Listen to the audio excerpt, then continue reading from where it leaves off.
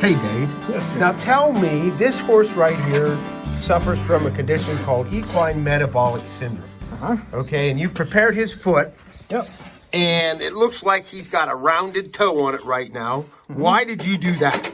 Well, with a horse like this, with equine metabolic syndrome, a lot of times it leads to laminitis, and their lamina in here gets real distended and stretched out. Okay, so tell me why does that white line look so weird? Well, you can't even see a lot of it. Like in here, you can see, clean that with my knife a little bit. Like right in here, you can see how it's stretched. Yeah, I do see that now.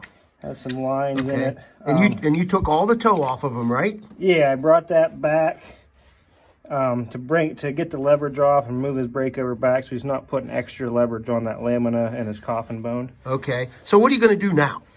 Well, we've prepared a shoe and pad for him. The pad to protect his sole.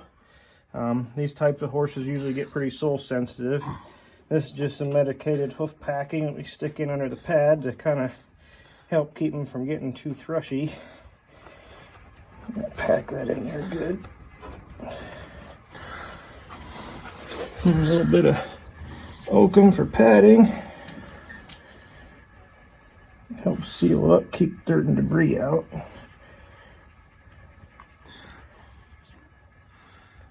Don't get too much because we don't want too much pressure on there. Okay, so just enough to make things, I wouldn't say sterile, but I'd say no disease or anything trying to get in there. Right. Okay. There's different products you can use. And I see you're putting the shoe on backwards. Why is that? This shoe we're putting on backwards because what that's going to do is going to keep pressure off his toe. Okay, so his toe will be open. Yep, the biggest part of his issues are up in the front of his foot. And then it's going to give him more support and weight distribution to the back of his foot where it's healthier. Okay. Okay, let's see how that goes. Okay, and I'm thinking probably you can only get 2 nails to a side. Is that right? Yes, sir. You don't want to go too far back with your nails because it'll hinder the expansion of the hoof wall. Okay.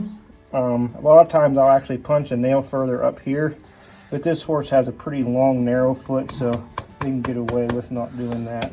Okay. Okay, so that'll take all the weight off of his toes. Yep. Okay, A rounder foot, you'd have to punch your holes up here because he'd be too narrow in the back. And okay.